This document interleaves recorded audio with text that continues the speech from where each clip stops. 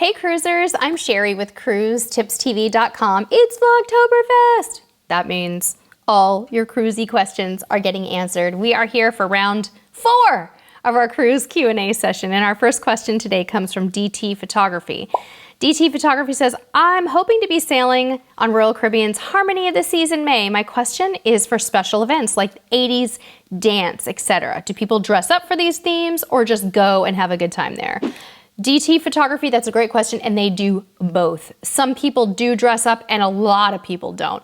A lot of people just show up, have fun, and they act like they didn't even know that they got the 80s or the 70s party memo. So either way you go with it, whether you take your leg warmers or you leave them at home, you're gonna be just fine. Have a blast. Terry Fromm said, did you enjoy Sapphire Princess? It's an older ship, and I'm wondering if the ship is in good shape.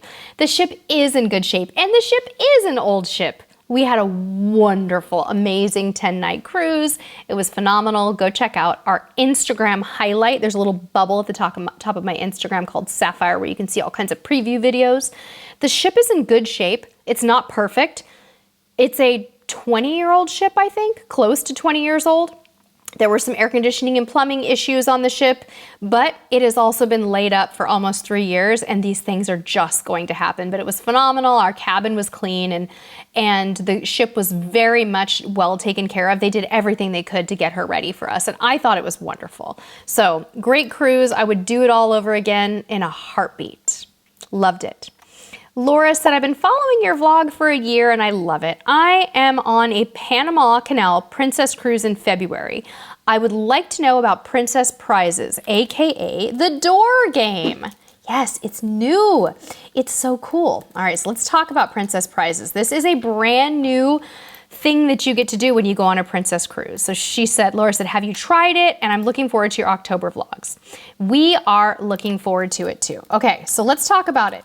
Princess Prizes is a very unique way of kind of gambling on your princess cruise, where when you come in and out of your stateroom, every time you come in and out with your medallion, you get randomly selected to win certain prizes like shore excursions, onboard credit, dining, maybe even a free cruise. So the truth is, we did not try it.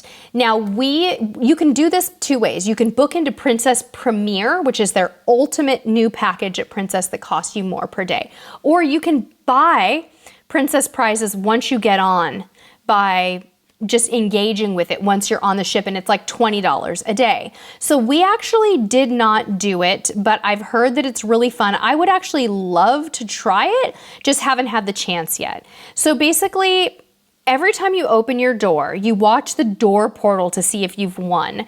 1 in every 5 tries wins something. So in theory, if you come in and out of your room 5 times in a day, you should be able to win something. Now, there's something very important that you need to know about this, and that is that you have unlimited, basically, like spins while the casino is open. So the game isn't going when the casino is closed. So you just have to be aware of that. But you could win onboard spending money that ranges from $5 to $250. You could win wine tasting on board, a chef's table experience, free cruises, and the ultimate grand prize of $100,000 in cash. So there's a lot to it. It sounds really fun. I definitely want to try it, but I decided not to spend the extra $20 a day on my cruise to do it. But someday we'll probably try it, Laura, and let me know how you like it. Sunny Day K said, does Royal Caribbean offer something like Carnival Cruise Cash? We'd like to purchase $25 a week of cruise cash a couple of months before my sail date, so that way I have money banked on my sail and sign card. I really want to try Royal this year, and I hope they have something like that available. I am actually not 100% sure about this. I'm not really sure how it works, but I think there's gotta be some way once you have booked your cruise to like buy some onboard cash to keep. What I might recommend for you though, Sunny Day K, is why not just create a little savings account at home? Like create a savings account, put money in it for your cruise, keep that money in your own personal ecosystem of your finances, and then save it for spending. That's just my personal opinion, but that's probably what I would do. For a better answer on this, go over to the message boards at royalcaribbeanblog.com and ask them, and they can hopefully tell you. Mike Brown said, my family and I will be traveling to LA for the first time for a Mexican Riviera cruise on Norwegian Bliss next spring. Most of our cruises have been up and down the East Coast. We live in Maryland. Can you do a video devoted to cruising out of LA? Recommendations for places to stay, transportation recommendations to and from the airport and ship, and things to do or not to do.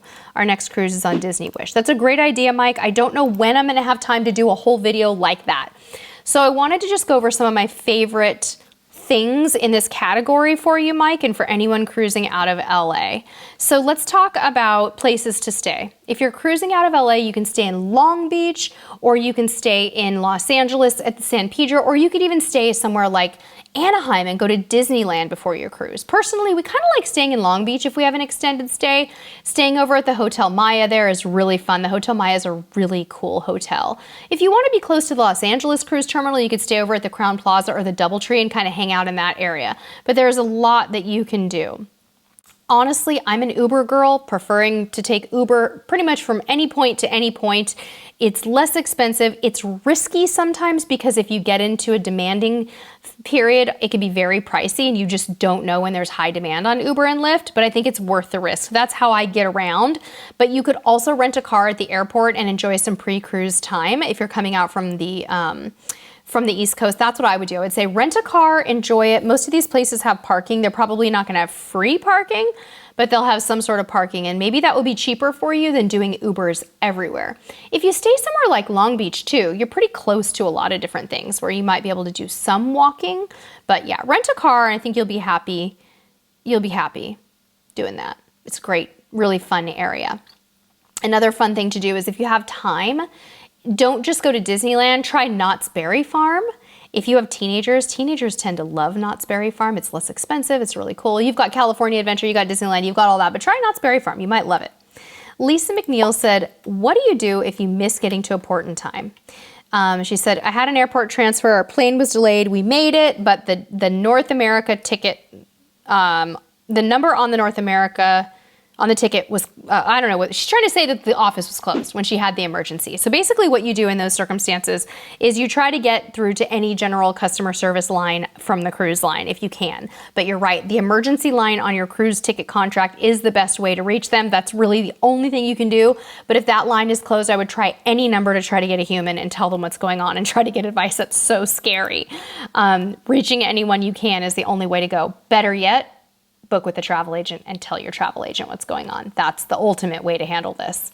Jess Gordon said, if two people are staying in the same cabin on Royal Caribbean and one person purchases the refreshment beverage package or the classic soda package, does the other person have to purchase a beverage package? Also, if two people staying in the same cabin on a Carnival cruise ship, one is over 21, wants to purchase Cheers, and the other person is also over 21, do they have to purchase Cheers? Okay. Jess, for Carnival, yes, both adults in the stateroom must purchase the alcohol beverage package.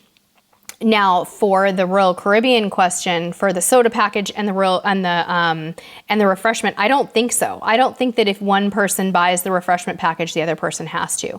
It's just if one person buys the alcohol drink package on Royal Caribbean and the other person doesn't want the alcohol, they must purchase the Royal refreshment. They can't get the soda, they must have that. So it's a little complicated, Jess, but hopefully that answered your question.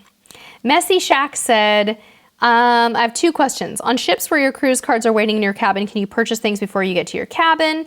Yes, the answer is yes. They usually give you a little slip that allows you to do that you use to purchase things. Generally speaking, that's the way it goes. Sometimes you can go grab the card off your room too, even if you can't get into your room. But yes, there is a way to do that. They can also just ask you your cabin number and charge it to your cabin. I've had them do that too. Where you don't have a slip of paper, they just ask you what's your cabin number, take your word for it, and then they charge it. All right, next question is getting off our next cruise in Fort Lauderdale around 8 or 9 in the morning, but our flight doesn't leave until 5 in the afternoon. What can you do with your luggage so we don't have to drag it with us for 6 or 7 hours? Okay, I would recommend that you download the app called Resort Pass and actually get a hotel room just for the day and go hang out at the hotel, take your luggage, relax, chill there for the day. It's less expensive and you can do like a day pass. It's amazing. Try it and see how you like it. Kat England said, just discovered your vlog. We love cruising but never took a cruise out of LA. Found you when searching for princess cruises. Yay! My question for you is about the Port of LA. Where would you recommend for us to stay considering we have 3 nights prior to cruise departure? Okay, Kat, believe it or not, my answer is the same as the guy who asked me earlier about LA. I think you, Kat, might really enjoy staying over in Long Beach, maybe at the Hotel Maya or downtown at the Hilton, and enjoy the Long Beach area a little bit beforehand, and then maybe the night before your cruise, transfer over to the Crown Princess by the World Cruise Center and spend 1 night there. So 2 nights at the Hotel Maya in Long Beach, and then go over to the Crown Plaza after that and have 1 night there. There's so much to do. There's lots to eat, and there's lots of shopping in Long Beach. There's an aquarium, there's great seafood, there's outlet shopping. It's just great. You can rent bikes at the Hotel Maya and cruise around. You can even take your bikes over the bridge into Long Beach across the harbor. It's so fun. That's my recommendation. Shannon P says, for cruise line loyalty programs, which has the best perks and the quickest? I'm platinum with Royal, but it's not really different than gold. I know, Shannon. I'm at that point now too where I want to get to like diamond on Royal Caribbean, and I'm anxious to get there. I would say for you right now, stay with Royal and get there the quickest because you're already on that path.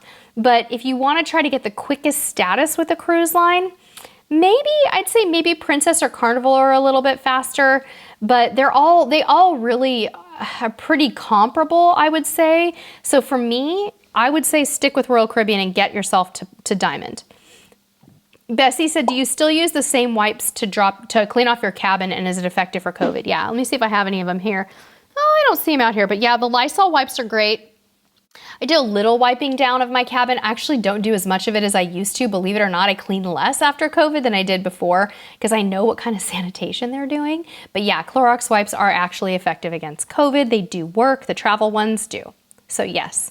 Amy Horicana said, I hear a lot about tipping, but how much? $1, $5? Does it depend? Do you still have to tip even if you pay beforehand? Amy, it depends on what you're tipping for.